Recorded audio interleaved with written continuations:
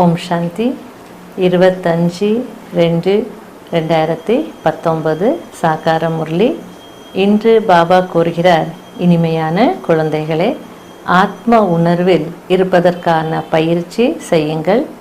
அப்போது தெய்வீக குணங்கள் வந்து கொண்டே இருக்கும். விகார சிந்தனைகள் முடிந்துவிடும். அளவற்ற குஷி இருக்கும்.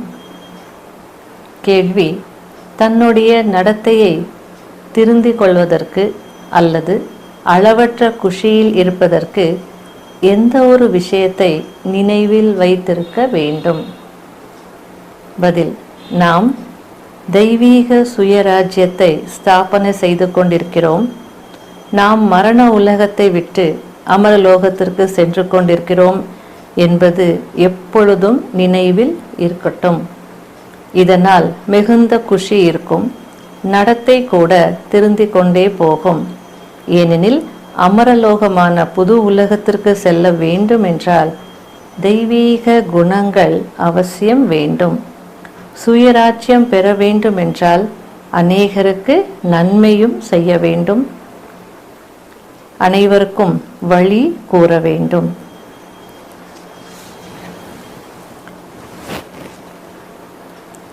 அடுத்தது பாபா முரளியில், குழந்தைகள் தங்களை இங்கு வசிப்பவர்களாக நினைக்க கூடாது.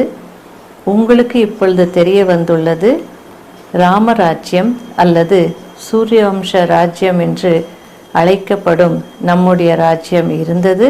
அதில் எவ்வளவு சுகம், சாந்தி இருந்தது. இப்பொழுது நாம் மீண்டும் தேவதைகளாக மாறிக்கொண்டிருக்கிறோம். இது ராவண ராஜ்யம். இப்பொழுது நாம் ராவண ராஜ்யத்தில் இருக்கிறோம். நாம் நம்முடைய ராஜ்யத்தில் சுகமுடையவர்களாக இருந்தோம். ஆகையால் உள்ளுக்குள் மிகுந்த குஷி மற்றும் நிச்சயம் இருக்க வேண்டும்.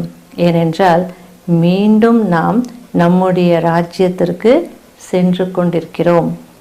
ஒவ்வொரு விஷயத்திலையும் குழந்தைகளுக்கு நிச்சயம் இருக்கணும்.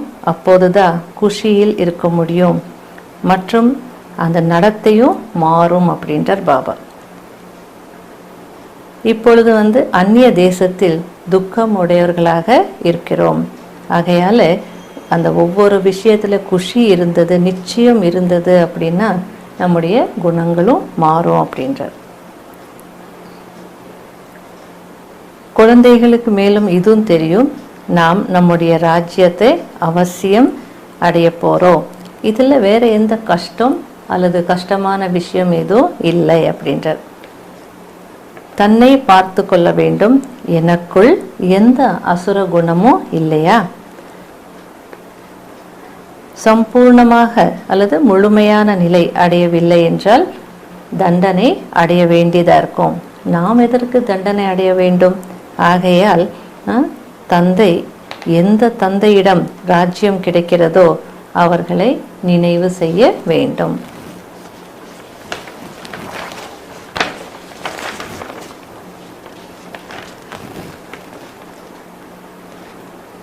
பாபா சுக வள்ளலாக இருக்கிறார்.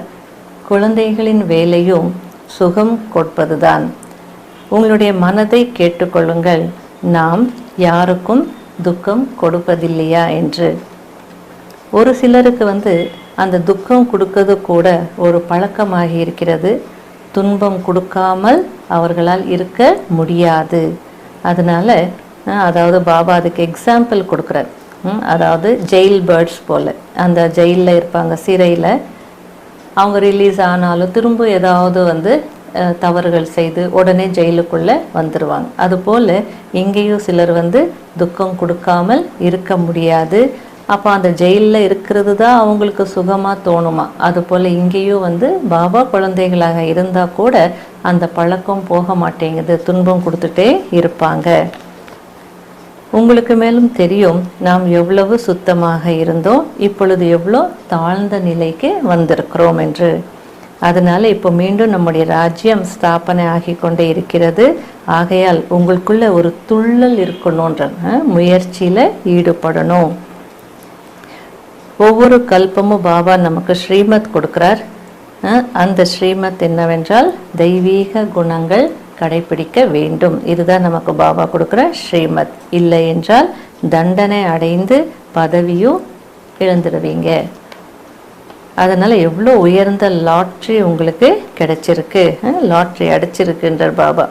மற்றபடி என்னுடைய பாட் தூய்மையற்றவர்களை தூய்மையாக்குவது. ஏனென்றால் நான் ஞானக்கடல், ஞானத்தின் மூலமாக அனைவரையும் தூய்மையாக்குறேன். ஒரு சில நேரத்தில் பாபா சொல்கிறார், என்னுடைய குழந்தைகளாக இருந்து அதுக்கப்புறம் ஞானத்தை விட்டு ஓடி போயிடுவாங்க.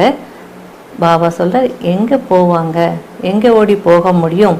எல்லாரையும் காப்பாற்றக்கூடியவன், கரை சேர்க்கக்கூடியவன் நான் மட்டும்தானே, ஒரு தந்தை தானே, அதனால வருவாங்க அப்படின்றார். மேலும் குழந்தைகளுக்கு தெரியும், பாபாவும் நமக்கு புரிய வைக்கிறார். இது போல பாபா தவிர வேற யாரும் நமக்கு புரிய வைக்க முடியாது, இதுவும் நமக்கு தெரியும். ஆனாலும் போக போக சில நேரத்தில் மாயா மாயாவிடம் தோல்வி அடைஞ்சிடுவாங்க. முக்கியமான விஷயம் காம விகாரம். இந்த காம விகாரத்தை ஜெயிக்கிறதுனால உலகத்தையே வென்றவர்கள் ஆகிவிடுவீர்கள். அதனால பாபாவை நினைவு செய்யுங்கள். இப்பொழுது வீடு திரும்ப வேண்டும். இந்த நேரத்தில் அதற்காக யோகாவும் செய்ய வேண்டும். ஏனென்றால் தூய்மையாக மாற வேண்டும் இல்லையா? தூய்மையாக மாறுவதற்கு யோகா பண்ணணும். ஆத்மா உணர்விலும் இருக்கணும். ஒரு பக்கம் யோகா பண்ணணும், இன்னொரு பக்கம் நம்முடைய பார்வையும் மாறணும் இல்லையா? ஆத்மா உணர்வில் இருக்கணும். அப்பொழுது அந்த விகார சிந்தனைகள் அல்லது விகார பார்வை இருக்காது. சிவில் ஐ வந்துடும், தூய்மையான பார்வை வந்துடும்.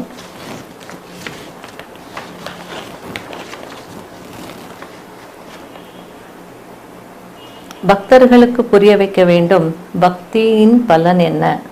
ஞானம்தான். அதாவது டைரக்டாக ஞானம் கொடுக்காம எதற்காக நீங்கள் பக்தி செய்தீங்க, அந்த பக்தியினுடைய பலன் இருக்குதானே அப்படின்னு சொல்லிட்டு அப்படி ஆரம்பிக்கணும். பக்தியின் பலன் ஞானம்.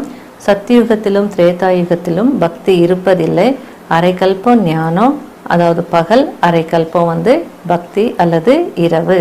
நீங்கள் தைரியமாக சொல்லுங்கள். ஏற்கக்கூடியவர்கள் ஏற்றுக்கொள்வார்கள், ஏற்காதவர் ஏற்றுக்கொள்ள மாட்டார்கள். அதாவது ஞானத்தை இல்லை, பக்தி கூட அவங்க ஏற்றுக்கொள்வதில்லை. அவங்களுடைய நோக்கம் அல்லது அவங்களுடைய என்ன எதில் ஈடுபட்டிருப்பாங்க அப்படின்னா பணம் சம்பாதிப்பது மட்டும்தான் அவங்களுடைய நோக்கமாக இருக்கும். அதில் நீங்கள் அனைவருக்கும் சொல்லுங்கள், ஏற்றுக்கொள்ளக்கூடியவர்கள் ஏற்றுக்கொள்வார்கள்.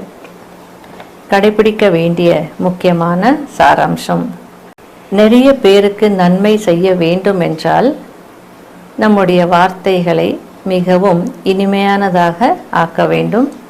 இனிமையான வார்த்தைகள் மூலம் சேவை செய்ய வேண்டும். சகிப்புத்தன்மையுடையவர்களாக ஆக வேண்டும். 2வது பாயிண்ட், கர்மங்களின் ஆழமான விளைவை புரிந்து கொண்டு விகாரங்கள் மீது வெற்றி அடைய வேண்டும். உலகத்தை வென்ற தேவதை ஆக வேண்டும். ஆத்ம அபிமானி ஆகி குற்ற பார்வையை தூய்மையானதாக ஆக்க வேண்டும். வரதானம், பிராமண வாழ்க்கையின் ஜாதகத்தை அறிந்து சதா குஷியில் இருக்கக்கூடிய உயர்ந்த பாக்கியசாலி ஆகுங்க.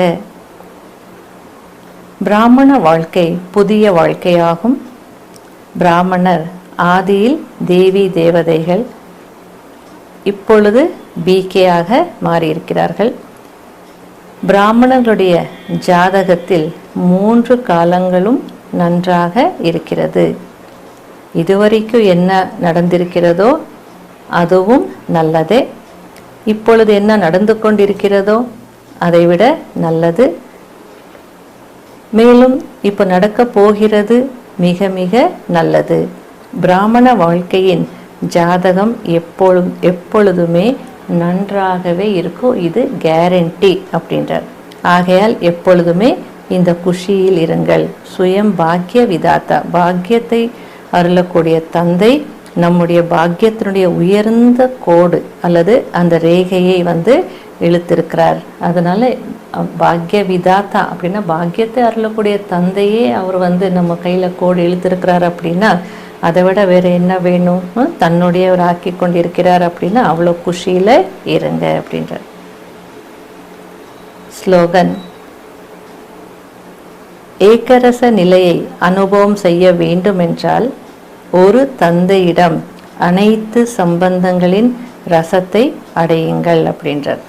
அதாவது ஒரு தந்தையிடம் அனைத்து சம்பந்தங்கள் இருந்தால் அந்த ஒரு அனுபவத்தில் ஒரு சாரத்தில் இருக்க முடியும். அப்போதான் அந்த ஏக்கரச நிலை ஒரே சீரான நிலையில் இருக்க முடியும். ஓம் சாந்தி.